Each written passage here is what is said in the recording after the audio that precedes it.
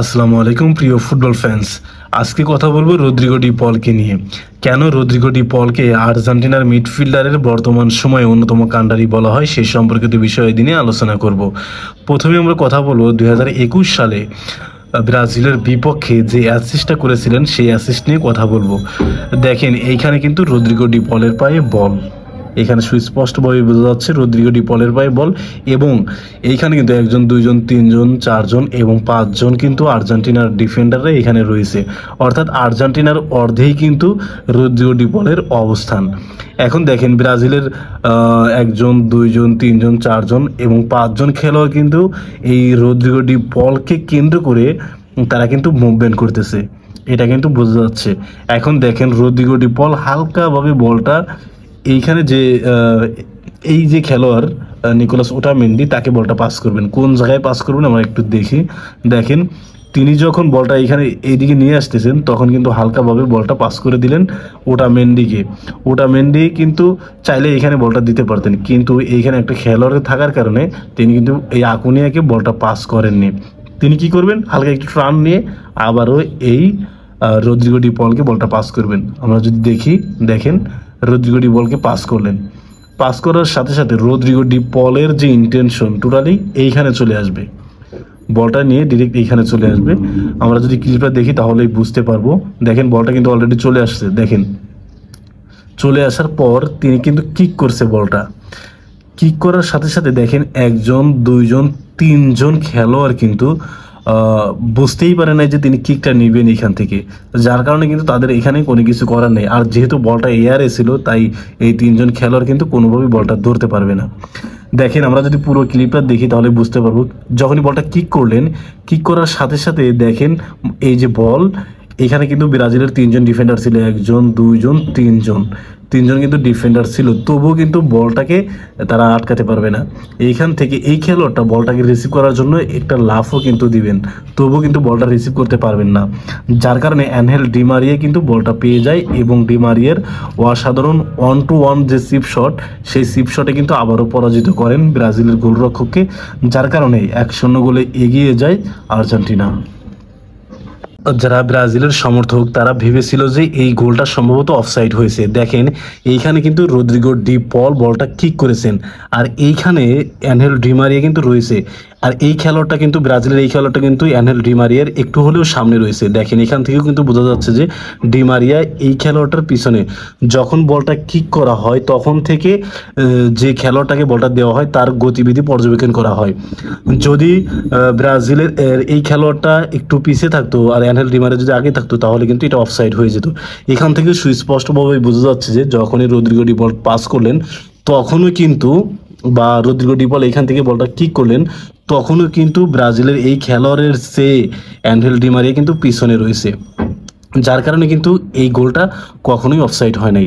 দেখেন Rodrigo D পলের কথায় যদি আসি, রদ্রিগো ডি পল যদি চাইতেন যে আরও সহজভাবে খেলাটা খেলার জন্য, তিনি হয়তো চাইতেন এখানে লো সেলসও আছে তাকে বলটা পাস দেওয়া, বা এখানে লিওনেল মেসি আছে তাকে বলটা পাস দেওয়া, বা এই যে ওয়াইড এরিয়ায় যে খেলোয়াড়টা আছে তাকে বলটা পাস দেওয়া। কিন্তু তিনি কি করলেন, তিনি একজন, দুইজন, তিনজন খেলোয়াড়, এই তিনজন খেলোয়াড়ের মাথার উপর দিয়ে সামনে কিন্তু আরও তিনজন রয়েছে, একজন, দুইজন, তিনজন, এই তিনজনকেও বিট করে বলটা কিন্তু অ্যানহেল ডিমারিয়ার পায়ে সুন্দরভাবে দিয়ে দেয়।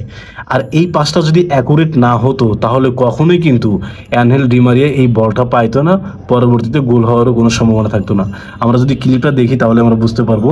তো দেখেন বলটা যখন ক্লিক করলো কি, তো অ্যানহেল ডিমারিয়ার এই পজিশনের কারণেই ব্রাজিলের যারা নব্য সমর্থক ছিল তারা ভেবেছিল যে এটা অফসাইড, কিন্তু বলটা কিক করছে তো অনেক আগেই, রদ্রিগো ডি পল কিন্তু অনেক আগেই বলটা পাস করছে, তখন অ্যানহেল ডিমারিয়া এই খেলোয়াড়টার পিছনে ছিল, যার কারণে এটা কিন্তু অফসাইড হয়নি। বল পাস করার সাথে অ্যানহেল ডিমারিয়ার স্পিডের কারণে তাই সে আগে চলে আসছে এবং এই খেলোয়াড়টা বলটা রিসিভ করতে পারেনি, যার কারণে অ্যানহেল ডিমারিয়া খুব ভালোভাবেই ডি বক্সে বলটা পেয়ে যায় এবং অ্যানহেল ডিমারিয়া খুব শান্তভাবেই বলটা 1-to-1 এই ক্লিপটার দিয়ে একটু লক্ষ্য করুন। দেখুন লিওনেল মেসির পায়ে কিন্তু বল এবং লিওনেল মেসির পিছনে তিনজন খেলোয়াড় রয়েছে এবং সামনেও কিন্তু দুইজন, আর আর্জেন্টিনার কিন্তু আরেকজন খেলোয়াড় এখানে রয়েছে। এখানে বলটা পাস করা একটু অসম্ভব ব্যাপার, হয়তো এই খেলোয়াড়টা বলটা রিসিভ করবে, যার কারণে লিওনেল মেসি কিন্তু বলটা পাস করেনি। কিন্তু লিওনেল মেসি কি করলেন দেখুন, একদম এয়ারে ভাসিয়ে বলটা এই যে রদ্রিগো ডি পল আছে এইখানে বলটা পাস করে দিলেন, একদম সুন্দরভাবে বলটা কিন্তু পাস করে দিয়েছেন। আমরা যদি ক্লিপটা দেখি তাহলে বুঝতে পারবো, দেখেন একদম রদ্রিগো ডি পলের পায়ে কিন্তু বল এখানে, আর লিওনেল মেসি কিন্তু অনেকটাই পিছনে, আর এখানে কিন্তু আরেকজন খেলোয়াড়কে মার করে রেখেছে ব্রাজিলের একজন খেলোয়াড়।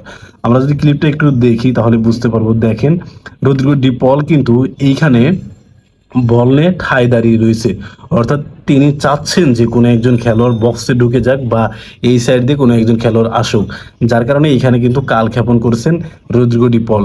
এখন দেখেন এইখানে যখন সময় নিলেন, সময় নেওয়ার সাথে সাথে দেখেন এই খেলোয়াড়টা কিন্তু ফ্রি হয়ে গেছে, সাথে লিওনেল মেসিও কিন্তু ফ্রি হয়ে গেছে।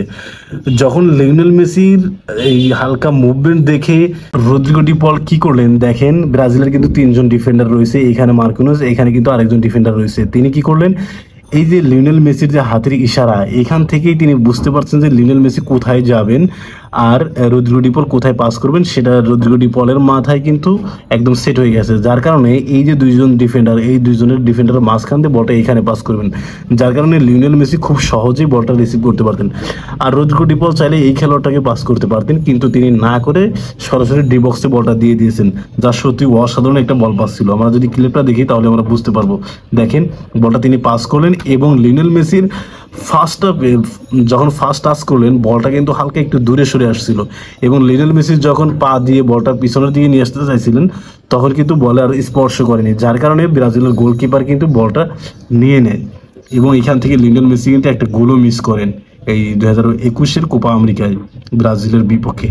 আমরা যদি ক্লিপটা দেখি তাহলে বুঝতে পারবো, দেখেন বলটা টান দিলেন কিন্তু বলটা পায়ের সাথে আসেনি, যার কারণে কিন্তু লিওনেল মেসি গোলটা করতে ব্যর্থ হয়। কিন্তু এইখানে রদ্রিগো ডি পলের পাসটা কিন্তু একদম বুদ্ধিদীপ্ত ছিল, একদম অসাধারণ ছিল। বর্তমান সময়ে আর্জেন্টিনার ক্রিয়েটিভ মিডফিল্ডার ধরা হয় দুইজনকে, একজন হচ্ছে অ্যালেক্সিস ম্যাক অ্যালেস্টার, অন্যজন হচ্ছে জিওভানি লো সেলসো। সাধারণত এই দুইজনকেই কিন্তু ক্রিয়েটিভ মিডফিল্ডার ধরা হয়। আর একজন যে এনার্জেটিক মিডফিল্ডার রদ্রিগো ডি পল, তাকে কিন্তু এনার্জেটিক ফুটবলার ধরা হয়। তার মানে দুইজন ক্রিয়েটিভ এবং একজন এনার্জেটিক, যার কারণে কিন্তু আর্জেন্টিনার মিডটা অনেকটাই শক্তিশালী হয়ে উঠেছে বর্তমান সময়ে। এখন দেখা যাক 2024-এর কোপা আমেরিকায় এই 3জন মিডফিল্ডার আর্জেন্টিনাকে কতটা সহায়তা করতে পারে, সেটা সময়ই বলে দেবে। ধন্যবাদ।